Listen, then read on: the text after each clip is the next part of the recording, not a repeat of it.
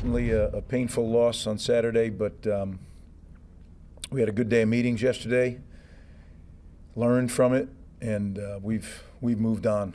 And we got a great opportunity Saturday out in East Lansing against Michigan State. Really good football team. They've lost 6 games, all of them to ranked opponents, and they're, I think, a really well-balanced, complementary team. Offensively, the quarterback, too, Childs, is a tremendous athlete. Really a quarterback that you can see is just getting better and better each week. We recruited him. We're very familiar with him. We really wanted him. He ended up going to Oregon State, and now he's at Michigan State, but somebody that we really thought was an excellent player. Their running backs, both of them, Carter and Lynch Adams, who we know him very well. He was here when we first arrived. Then the receivers, 3, Foster, and then the true freshman, Marsh, 6. I mean, they're really good players. So have our hands full there. Offensive line is big. Bruising group, Big Ten group. D-line, you flip over the other side, very big, stout group, very good against the run. And then last week they got after the passer. Number 2, the rush, Bogle, can really be disruptive in his pass rush stuff. The 2 linebackers are really good players.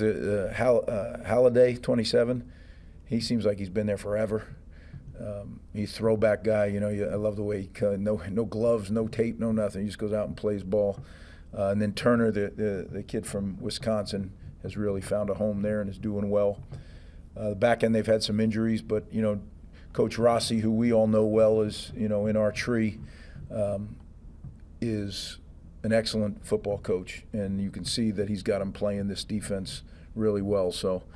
Which is a testament to him in his first year to be able to get that done. So, and then in the kicking game, their kicker and punter are both, top in the country. So, I think it's a huge challenge going on the road, playing a team that's certainly motivated with bowl aspirations.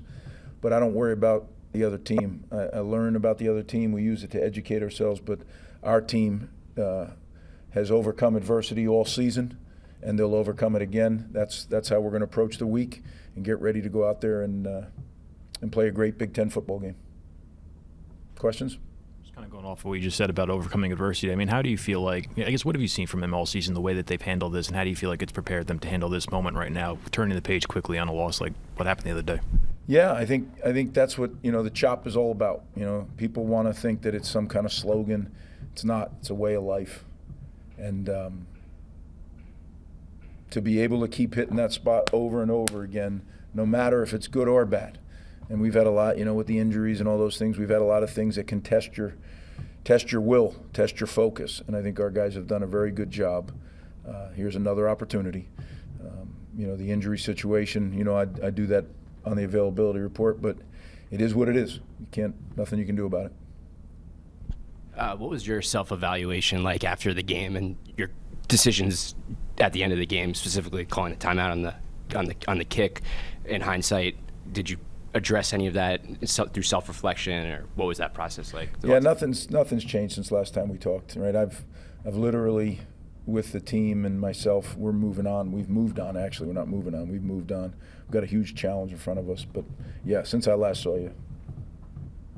It seems like the past 2 weeks we've seen a bit of an uptick in some of those defensive backfield penalties. Is there anything in particular you can point to as something that you're trying to remedy that, or is it kind of like the wide receivers that you faced, anything that you've noticed? I think it's a great question. I think it has a combination of all those things. I think situationally, the receivers we've played, those are 2 elite groups of receivers that we faced, but we're going to be facing another group this week. We've gotten a little handsy, which you can't do. We got to remedy it for sure, because it was a factor for sure. With all the injuries you've had, especially on the defensive side of the ball, how difficult is it to do what you want to do always, and how many adjustments do you have to make both in the moment but throughout the week to be able to supplement or augment that? Yeah, it is difficult. I mean, I'm not going to sit here and tell you it's not, but that's why you're a coach. That's our job, is to figure it out. Coach Harasimiak, myself, the defensive staff, we have to figure it out. And as the game goes, sometimes you lose players in the game. And sometimes you lose a lot of players in the game. And when it's at the same position, that's a struggle. And you got to really think hard, okay, how are we going to do this? Now, we plan all that in advance. We go through, we have depth charts, things, how you're going to sub. But just because you have the names on the list doesn't mean that they are at the same preparation level that the guys that were 1 or 2 spots ahead of them. Otherwise, they would have been at that spot. But that's what team football's about. And when the guy gets his chance, we just do everything we can to make sure they're prepared to go do it. It's hard, yeah. As Kyle Monangai goes into his last regular season game, I guess, how do you kind of put his time here into perspective, and especially coming in as a pretty under-recruited player to where he is now, playing at the level he is now? I guess, what has he meant for this program over these last couple of years? Yeah, I'm going to save the big picture stuff for the end next week, but Kyle has just been a tremendous player for us over and over and over again. You talk about answering the bell, but that's what we all see. The fans see, you guys see. What people don't see is how he prepares each and every day in this building. And what a great example he is, not only to the running back room, but to our team. And, I'm excited that we get 2 more chances to do it together. This one, we're going to need him big time, right? We're going into a 3:30 kick. Right now, the temperature is going to be high of 27, right? It's always nice and no wind ever out there in East Lansing, right? It'll be Big Ten football at its best, and 2 teams that got a lot on the line. So I'm excited about it. With the way your offense is now operating at a high level, it seems, do you feel like you guys are playing the type of complementary football that you've expected from this program? At times we have, yeah. I think the offense is improving. To take off on the first part of your question, complementary football is really hard to play. I didn't think we did a great job in special teams this week. We have it other times this year. This week was not one of those. We have to be better in our special teams.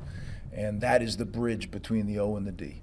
And when that doesn't work, then complementary football, it's very hard to play complementary football. I thought our specialists did a good job. I didn't think our special teams did a good job, but that's something that we've dealt with and we've moved on, and we'll be better this week. Just touching on Kyle, I think that final drive that you guys had, he didn't have a single carry, which is unusual for the offense, but he had several key blocks, picking up in particular the blitzes. Can you just talk about him and his pass protection and what he brings? Yeah, he's a very good pass protector. Not only the physical act of pass protecting, but understanding the schemes, understanding the defenses, the blitzes, the coverages. He's a very, very, like I said, you don't get to see it, but the way he prepares is a great example for our whole team, all the way through the event. Up, Friday nights at the hotel, Saturdays, during the game. He really is a professional in that way.